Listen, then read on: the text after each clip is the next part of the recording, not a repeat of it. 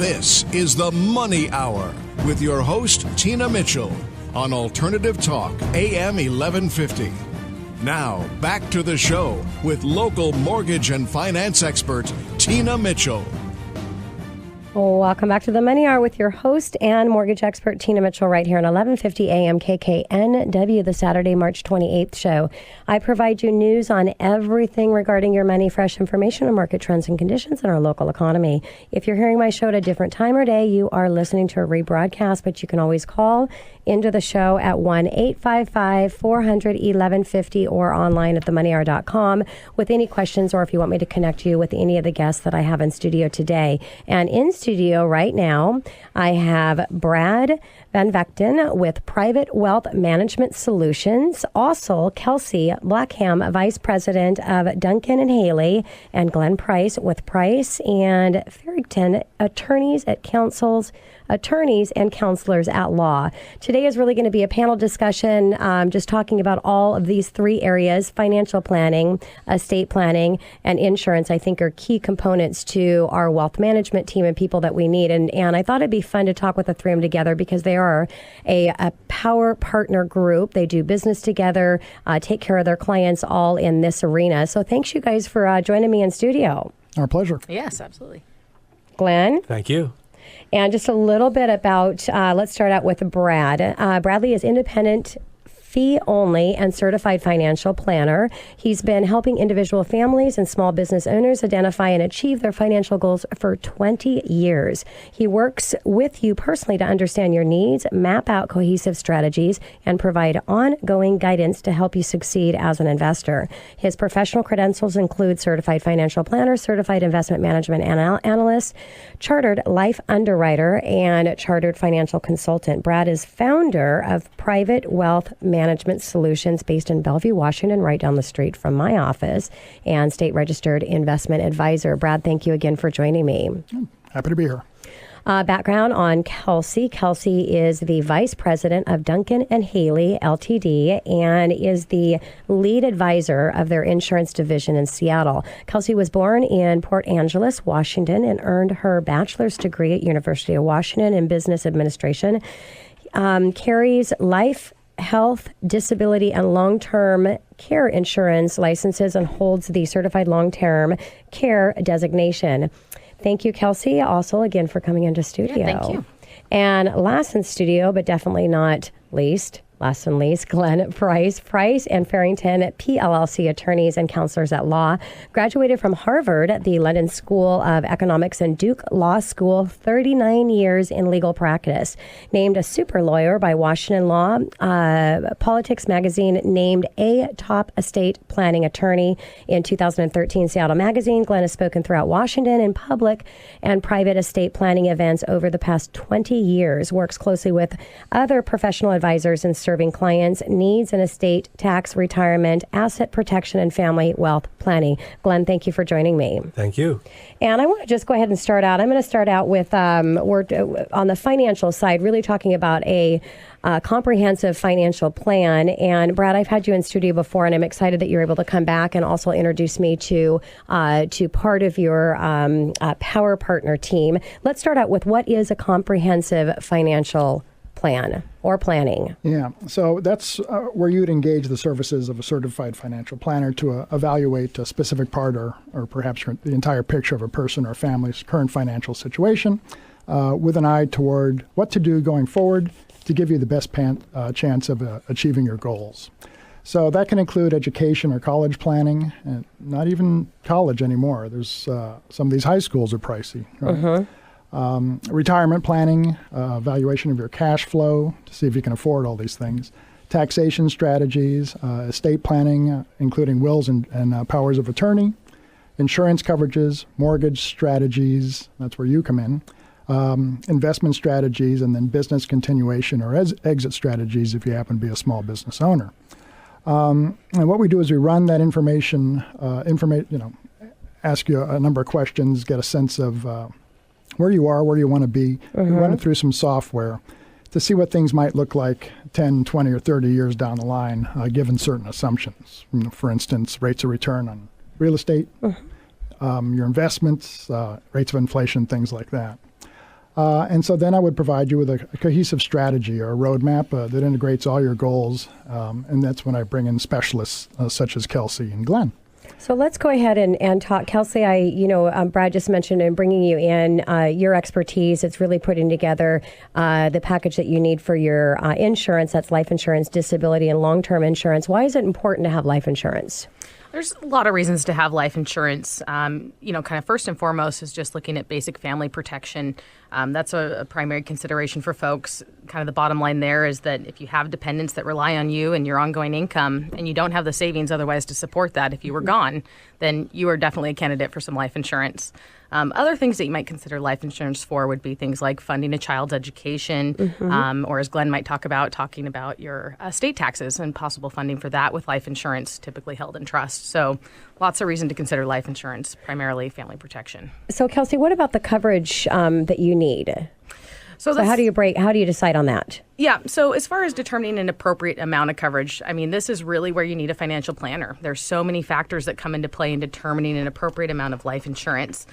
You'll want to take into consideration everything from your income level, what your annual spending rate is, other assets that you have, debts that you have, including your mortgage, and then, of course, whether or not your spouse contributes to the household income. So basically, your overall financial position is really going to determine what's an appropriate amount of coverage and how it should be structured. So that's where a good financial planner can be really helpful. So, Brad, let's go back to you then on financial planning, because Kelsey kind of, put it in your arena. And this is really, the show's about your financial plan in all areas and really partnering up and being able to, we can only be an expert at one thing. My expert is doing mortgages, and that's what I do. But there's a whole round of people that are needed. So how do you are helping in the life insurance policy or the life insurance and in the financial plan and being able to help them plan for that?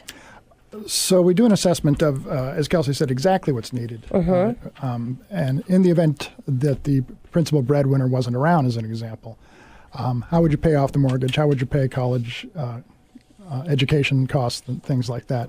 And then you have to factor in how much life insurance you can afford and what's the best type of life insurance, because there are a number of types of insurance that Kelsey will go over with us in a second. So that's where the cash flow analysis comes in as well. Okay. So you could have a need for $1 million, but not be able to afford $1 million. Sure. And that's, the give and take. So you're going to help them decide what they have, where they can strategize and place that money to maximize the opportunity, and then let them know what they have to work with and send them back to Kelsey. Correct. So Kelsey, let's talk a little bit more about the coverage. What about coverage at work? Do you need a supplement to that if they already have coverage at work? What do you advise there? Yeah, so a lot of employers will provide some type of life insurance. It's usually pretty basic. It might be just only $10,000 to cover your final expenses, or it might be 1 or 2 times your income on average. Either way, once you determine with your financial planner or your investment professional, what the appropriate amount of insurance is, you can kind of back off what your employer provides and then usually have to supplement that with a private policy. It's actually pretty interesting comparison to run that voluntary coverage for life insurance, at least with your company, is pretty expensive. And so if you're in good health, going and buying that type of coverage on your own as an individual can actually be a lot more cost effective. So that's an exercise worth running. Exactly. Now, Glenn, let's go ahead and go down to you and talk about the estate planning, because that's another really important piece. And I think that's actually a piece that people kind of put on their back burner for some reason. And I think it's because we're getting it well, and actually sometimes even on the life insurance side of it. But what can you break down what estate planning is, Glenn, for my listeners? Sure. The folks who come in to see me are attempting to control their assets while they're alive. They want to take care of themselves and their family if they become disabled or incapacitated. And during their lives and following their death, their goal is to leave what they have to who they want, the way they want, when they want, as privately as possible, with the least possible costs, fees, and taxes. And that really is, bottom line, what estate planning in general is all about. And Glenn, when should they start the estate planning? I mean, when should they do this? Yesterday. I knew the answer, but I just needed to have you say that to my listeners. A procrastinator's work is never done, and we find procrastination truly is a big problem. Folks are misled into believing that estate planning is just about death and dying, and therefore it's about death planning. Well, that means that 20-year-olds aren't going to do estate planning because they're not going to die. 30-year-olds are too busy, so they don't do it. 40-year-olds are in denial, so they don't get around to doing it because they're thinking of it as death planning. We find that when folks hit 50 it takes them anywhere from about 2 weeks to 25 years to get around to doing their estate planning. Yes. Oh my gosh, that is such a scary thought. And I know the answer to this, Glenn, but I want from the expert to share with my listeners, who needs estate planning? Really everyone, because another myth and misconception is that estate planning is just for the wealthy, just for the rich. Yes. Because estate planning involves protecting yourself and your family during your life if you're out of commission, if you're laid up, if you're ill or injured. It doesn't matter how old you are or what kind of wealth you have. It's the kind of planning that everyone needs to have in place on some level or other. Exactly. I so much agree. And then let's try, what about, Brad, financial planning? On the financial side, who needs financial planning? When should somebody pick up the phone and give you a call? So if you're just starting out a family, as an example, I think it'd be a great time to put some sort of a roadmap in place. Planning for college education, even retirement, things like that. So, the answer is the sooner the better. You can put some sort of roadmap in place, particularly if you're young and just starting a family. Now, that being said, if you're 50 years old and thinking about retirement, you want to get some sense of when that's going to be feasible, then do it then. At least come in and have a retirement plan done to give you some idea what things might look like and when you might be able to retire. Yeah, and I think every, the Money Hour is about all of everything regarding financing. And I think it's the same anywhere. If you want to think about buying a home, you talk to a mortgage professional right away, and that's going to determine whether you can or cannot buy a home and being able to strategize. If you're not sure about financial planning, that means you need to pick up the phone and you need to talk about financial planning and get an idea of where you're at and strategize on whether it's how your plan's going to move forward. Kelsey, I'd like to get back to life insurance because there's a lot of different life insurance policies out there, and how do you counsel and help your clients decide? What types are available? Right. Again, your financial plan will really drive what's appropriate for you, but in general, there's two types of coverage. If you boil it down, there's term insurance and there's permanent life insurance. Term insurance is generally coverage for just a stated period of time, like 10 or 20 years, and it works a lot like your home or auto coverage, where if your house doesn't burn down, you don't get anything back. There's no investment component, no cash value. It's just straight, pure insurance. Permanent insurance, on the other hand, is things like universal life or whole life, and those are generally lifetime type policies. They're usually guaranteed to pay out at some date, not just if you die in the next 10 or 20 years. And a lot of them also carry a cash value or an investment component where you can access that cash value at a later date, and it typically grows tax deferred over time. And that is a really key one in consulting and finding out that fits in your financial plan when talking with Brad, correct? Absolutely. Yeah, there's some really great, and I think any product out there is really great products for the right person. So it's just understanding what those products are and where they fit into your overall plan. Absolutely. So don't go away. Coming up next, I'm right here with the panel. It's going to be the entire show. And today's show is about your financial life, how important it is. What do you need to do? How do you prepare? And who do you need to talk with? Well, I've got them all in studio here. Brad VanVechten with Private Wealth Management Solutions, Kelsey Blackham, Vice President of Duncan & Haley, Glenn Price with Price and Farrington, attorneys and counselors at law, right here on 1150 AM KKNW after the short break. This is the Money Hour with your host, Tina Mitchell, on Alternative Talk, AM 1150. Now, back to the show with local mortgage and finance expert, Tina Mitchell. Welcome back to the Money Hour with your host and mortgage expert, Tina Mitchell, right here on 1150 AM KKNW, the Saturday, March 28th show. It's a great time to talk about money, and that's why I'm here. And the purpose of my show, how to make money, save money, and build a better quality of life for you and your family. If you're hearing my show at a different time or day, you're listening to a rebroadcast, to talk to with myself or any of the guests that I have in the studio, you can call the show at 1-855 400-1150. Again, that's 1-855-400-1150. Today's show, or kind of a panel discussion, we're talking about your financial planning, your insurance planning, and your estate planning. Thanks, you guys, again. I've got Brad, Kelsey, and Glenn here. Thanks, you guys, for sticking around for the entire show. Happy to. Thank you. So, Glenn, let's go ahead and start out the beginning of this segment on the estate planning arena, talking about triggers or events that would trigger a reason why you want to start the estate planning, or even, to relook at the estate planning again. What are those life triggers that people need to be aware of? You know, the initial life trigger is when folks become of majority age, 18 years of age and older, they really want to put together some kind of estate planning. It might vary in its complexity or detail, but that's the starting point.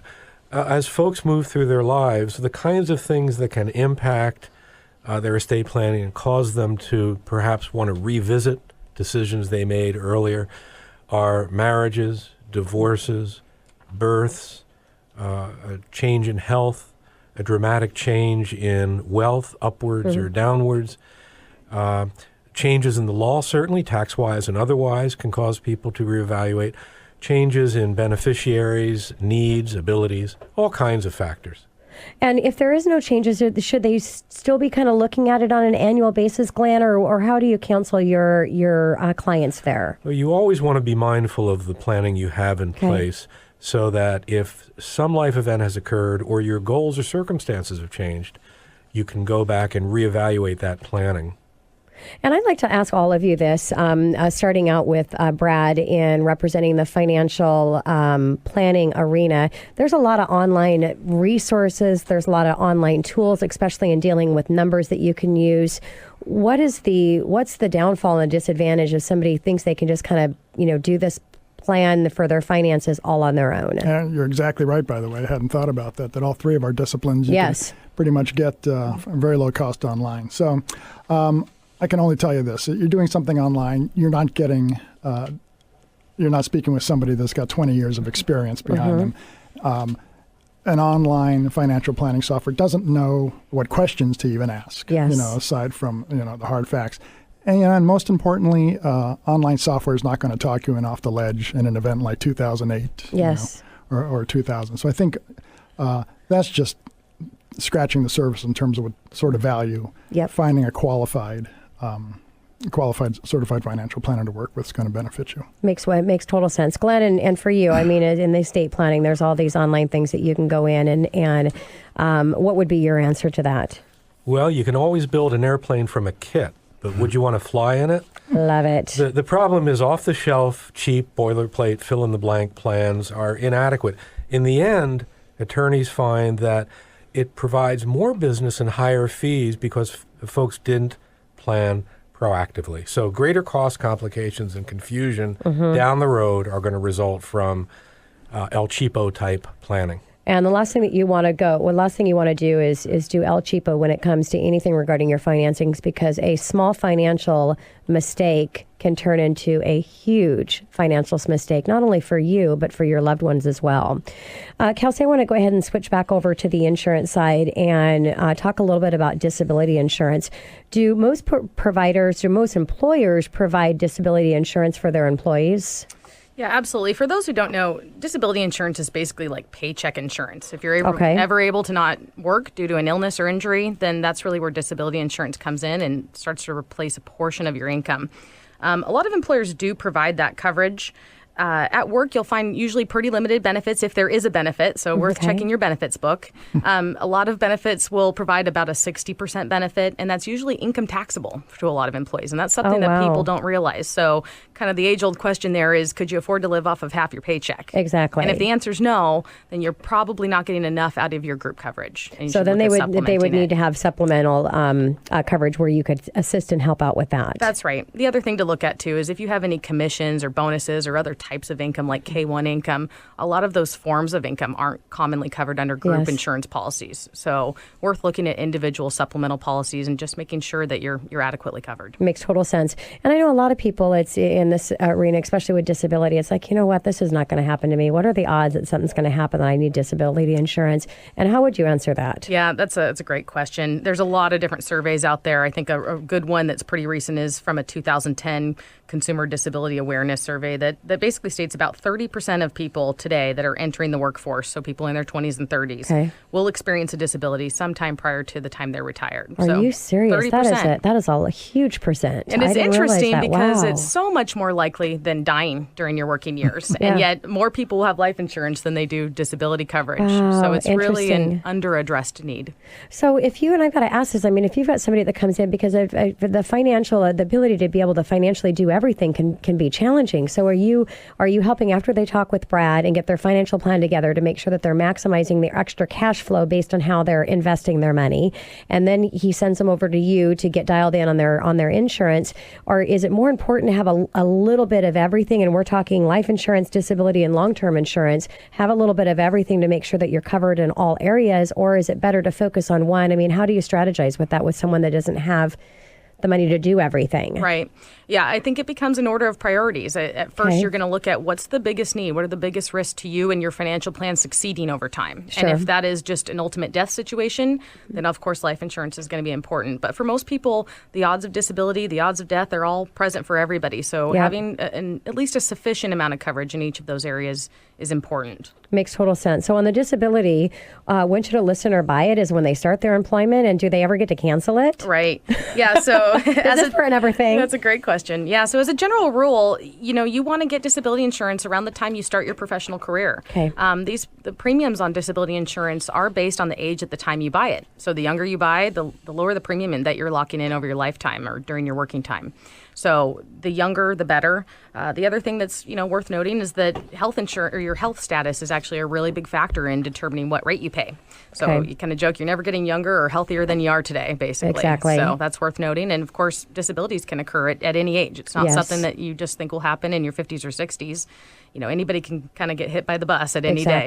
Exactly. So making sure that you have that coverage. And it's not just coverage in protecting you, but it's protecting your spouse, it's protecting your children. And so it's really important when we talk about insurance. So Brad, let's get back to the financial planning arena. And we already talked about the online stuff and really being able to kind of do stuff on your own, which is a really, really bad decision. You really need to have an expert and a local expert that you're building a long-term relationship.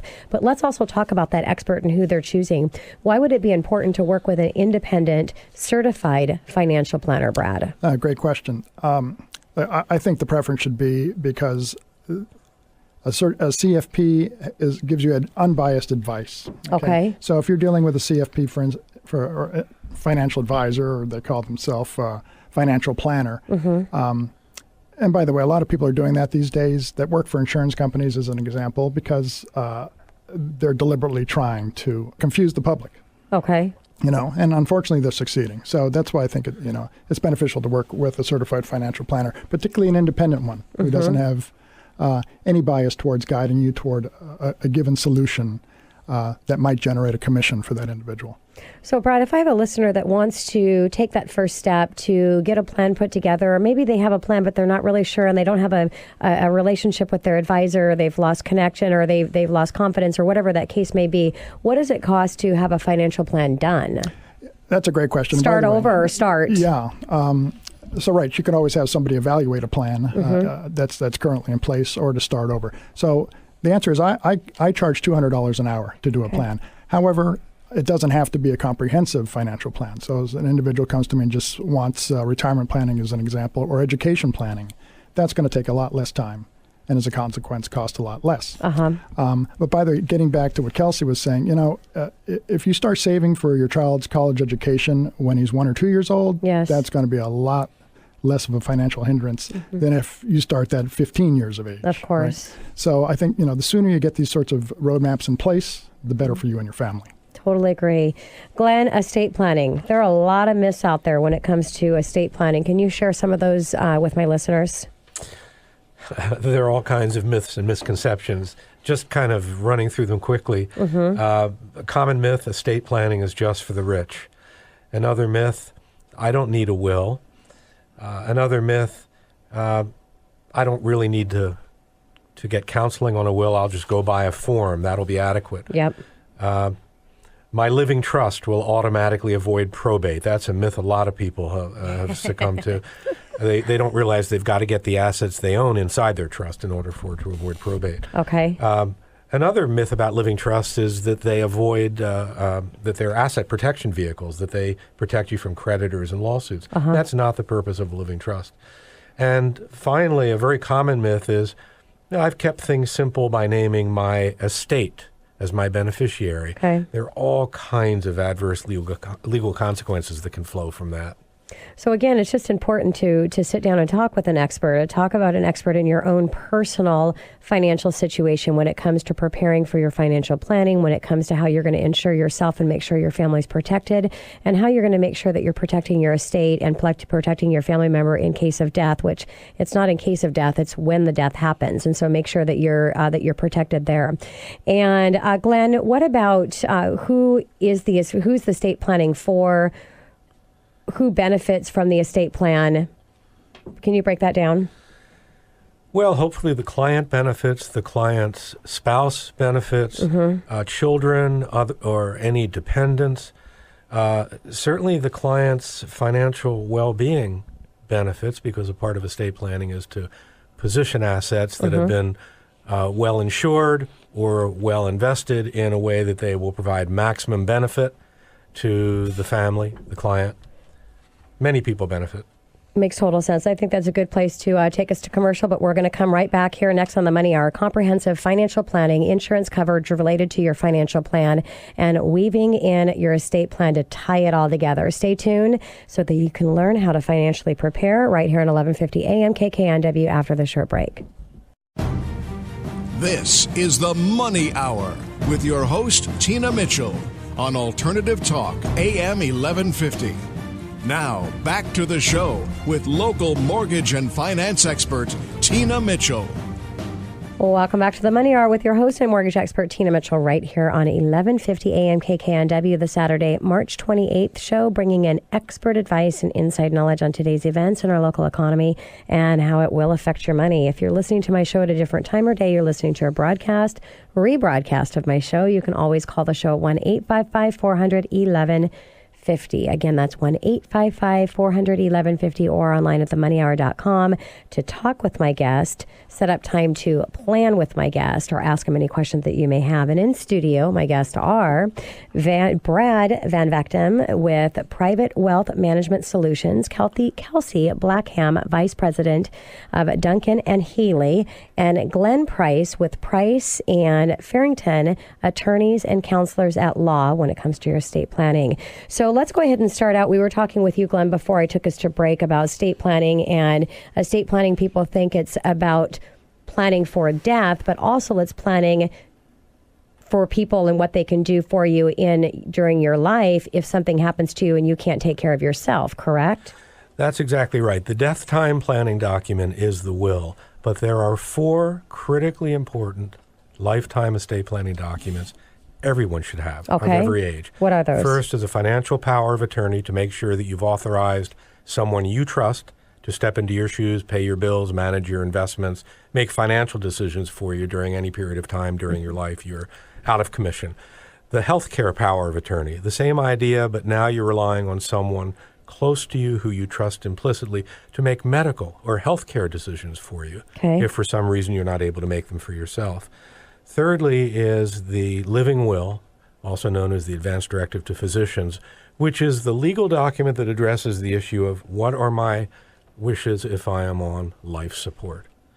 And fourth is the all-important privacy authorization under the HIPAA privacy laws, which limits access to your private confidential healthcare information only to those family members or other individuals close to you who you wish to have access to it. And if you talk about the health care power of attorney, I mean, we can talk to somebody that's not use an example of someone that's not expecting to have something happen. But what if a child's in college and they become in a position to where they can't take care of themselves and they don't have a power of attorney set up for their parents to make decisions for them? I mean, that could be a nightmare, Glenn, right? It is a critically important problem. In fact, my 20-year-old daughter 2 years ago had her mother and dad put powers of attorney in front of her and a HIPAA authorization in front of her to sign. Most parents don't understand that even though they're paying $50,000 a year tuition for their college student, if that student ends up in the infirmary and the parent calls in to get information from the doctors, nurses regarding what's going on, the parents don't have a legal right to that adult child, that is 18 or older, private confidential health care information without the child having signed off. Pretty scary position to be in, and especially these things happen when the disaster happens and you're not prepared. Just imagine how big of a disaster that would be when you're not prepared, because it's kind of hard to go backwards in that chaos and what's happening during that time. Exactly. Brad, let's talk about on the financial planning side when it comes time, because a lot of times I think people are going to come see you first in preparing for their finances and what they need to be doing to put that plan together. When are you bringing in your power partners like Kelsey on the insurance side and like Glenn on the estate planning side? So it's generally after I deliver the financial plan. Okay. I ask them during the interview process if they're currently working with a trusted advisor, like an estate planning attorney or a CPA, Okay. mortgage broker, Yep. any of those types of people. And if they are currently involved with somebody that they like and trust, fine, we'll use them. However, if they don't, or they're somewhat skeptical about qualifications of that individual, that's when I bring in experts like yourself or Kelsey or Glenn. Makes sense. And Brad, I know the benefit of having a financial plan, but I'd like you to share with my listeners the disadvantage of not having a financial plan. Now, you're left to your own whims and emotions generally if you don't have a plan. So I think the best thing, frankly, about having a financial plan, a written comprehensive financial plan in place, is that it gives you a roadmap, number one. And then yearly you go back and revisit it. Are we on track? Have the investments performed the way we thought? Was there a catastrophic event during the year? Yes. Any of those things are dramatically going to affect the plan. Was there a birth? Was there a death? Was there a marriage, divorce? Any of those types of things. Revisit the plan, modify it, and then move forward and revisit it again. Yes. And so, Brad, they're sitting down and they're talking with you and getting their finances together. And coming over to Kelsey, I want to talk about long-term care insurance, because I've dealt with my dad that did not have long-term care insurance, which I feel bad as the eldest child, not making sure that he was taken care of in that area. And so I learned a lot of lessons, which won't happen the second time around when my mom goes through this.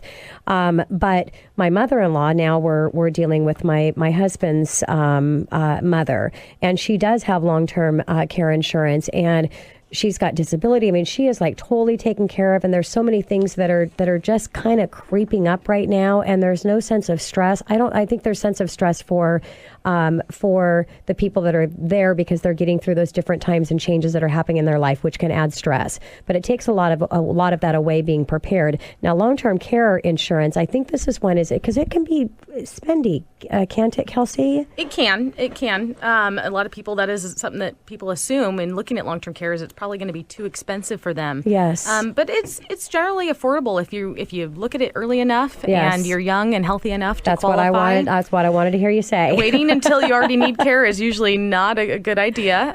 If you already have a disability or something going on, it's going to be tough to get coverage. So, Yes. So what you're looking for is to buy it at a time that you are still young and healthy enough to lock in a premium that you're expecting to pay kind of for the rest of your life. That's affordable. And So it talk makes sense about with your the financial benefits plan. of long-term care. Where Can I is that interject covering? here? Of course, Brad. What age would that be? 50, 55? Right. No, that's a great question. So most of the people that are buying long-term care insurance are in their 50s or early 60s. That just tends to be a very common time as you Which approach is not retirement. the best time. It's not necessarily the best time. Looking at it in your 40s or even early 50s would be really preferable, at least starting to take a look at it so you know what the cost is and know that cost is going to go up each and every year you wait to kind of pull the trigger on that. So, Kelsey, and I know there's a lot of different factors in that, but if somebody is starting their long-term care at 40, what kind of cost could they be looking at? What's an average? Yeah, an average premium for just an individual can range anywhere from maybe $2,000 a year to $5,000 a year. I think that's at least a good ballpark to start from. Yeah. There's a lot of different factors in designing a policy like that. So the maximum payout levels and whether it's going to have inflation protection,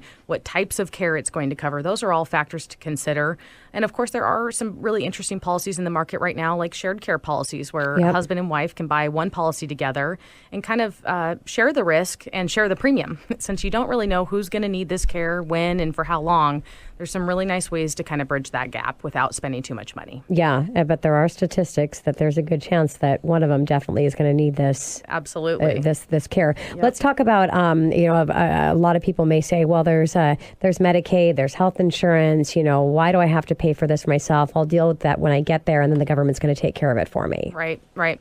So, yeah, that's a common one. I actually have a lot of people calling it, tell me they want long-term health insurance. That's actually not a thing. It's long-term care insurance, or it's your health insurance. Yes. They're very different Totally things. two different things. Got Okay, it. so your health insurance is generally going to provide acute care that's designed to cure you or recover you in some fashion. Okay. Long-term care is really what they call custodial care, meaning it's not intended to cure you. You're probably dealing with old age or senility or kind of a loss of your activities of daily living, Yes. eating and bathing and being able to take care of yourself. In those situations, generally, you don't recover from for the most part. And so that's where long-term care provides custodial services. That means home health care aides, assisted living facilities, kind of all the way down to full-blown facility care. So that whole range of things is covered under long-term care policies. So if you are wanting to take care of your parents, is this something that you can invest and do for them? Certainly, yeah. You can usually get long-term care policies up until about age 80, Okay. notwithstanding good health. So if you're in relatively good health and still under the age of 80, you're definitely still a good candidate for long-term care insurance and worth looking at for your parents, definitely. Makes sense. Glenn, let's step back over to you and get back into the estate planning arena. Comprehensive estate planning plan. What does that cost?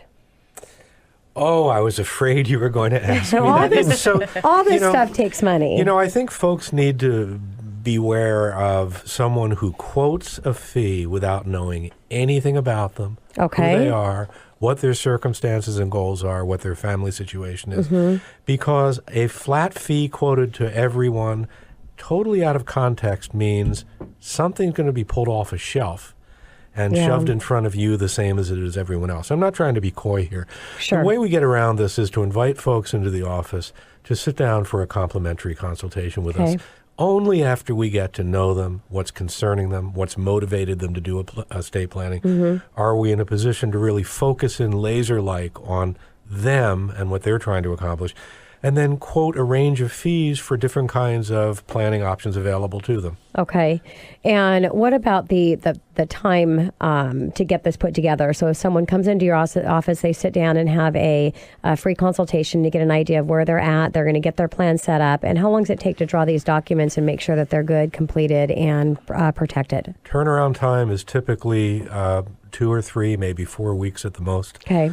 I think if folks are serious about doing this kind of work and the professional advisor doesn't produce a product for months, there's a disservice being paid the client. So it's a relatively short turnaround.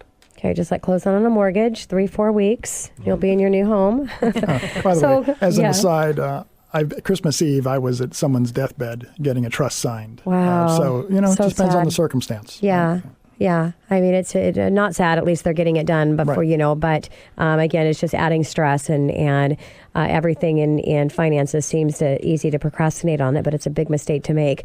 Glenn, I want to ask you one last question here on estate planning. What's the difference? What makes a good estate planner versus an estate planner that somebody does not want to work with? What should be looking at an estate planner and hiring them? The same thing you should be looking at in a good insurance advisor and independent financial advisor. Someone who is knowledgeable, is willing to listen to you, knows what questions to ask, knows what issues to address with you that you don't necessarily know to go into on your own. That's the value of seeking counseling. Makes total sense. Brad, on the financial planning, to get a financial plan to put together, we've talked about the estate plan and the time commitment or the process to get that put together. What about getting a good financial plan put together? How long does that take? It's a great question. Generally, if I can get information back from the clients, statements and so forth, a couple, 2-3 weeks, something like that. What I've learned, though, is if they give me a $500 down payment on the plan, I tend to get information back much more quickly. Oh, you're too funny, Brad. Than if there's going to be a payment at the end of the deal. That's right. So if they got a little skin in the game, I tend to get information back soon. I know how you work. So is there an obligation to have a certified financial planner manage the investments after they get this plan together, or can they make a decision on how they want to move forward? Absolutely not. So what I do in my financial plan, when I deliver the plan, I give them advice about how their assets should be allocated and so forth. If it's something they wish to have the current advisor or investment advisor do, great. If they want to try and do it themselves at a local discount broker, that's great. They're under no obligation to do it. However, that is part of my business. I charge a fee for assets under management to manage the wealth. And generally what happens after I deliver a plan, the client does come along and has me manage their investments as well. Yeah, that's awesome. Well, I want to thank each of you for coming in. Brad, for sharing your expertise in the financial planning arena. Kelsey coming in and talking about insurance and the importance of all the different insurances that people need, their health, disability, and long-term care. And Glenn for the estate planning. It was just really fun to have all of you talk on your passion and what you do in your industry and just helping my listeners. So thank you so much. Our pleasure. Thank you. Quite welcome. You guys going to come back? You bet. Maybe. Absolutely. And if you want to talk to any of my guests, again, pick up the phone, call into the show. The show is wrapping up, but I will directly connect you with any of them. 1-855-400-1150. Again, that's 1-855-400-1150 or online at themoneyhour.com. And if you missed any part of the show today, look for the podcast and stream of the show and you can listen again. And it was just, a privilege having all of you here. And a shout out to the listeners, call to action. You need to make sure that you have all these things set up. You have to have a financial plan in place. You've got to make sure you're insured and protected in all the areas that you need. And you have to have a estate plan. So it's really important. And that, again, is what the show is about, is making sure that I help you in your finances to make sure you're protecting yourself and, most importantly, protecting your family. This is your host and mortgage expert, Tina Mitchell, signing off for the day. But I will be back same time, same place next Saturday. Enjoy the rest of your weekend. And I will see you or hear you or be here with you right here on 1150 AM KKNW.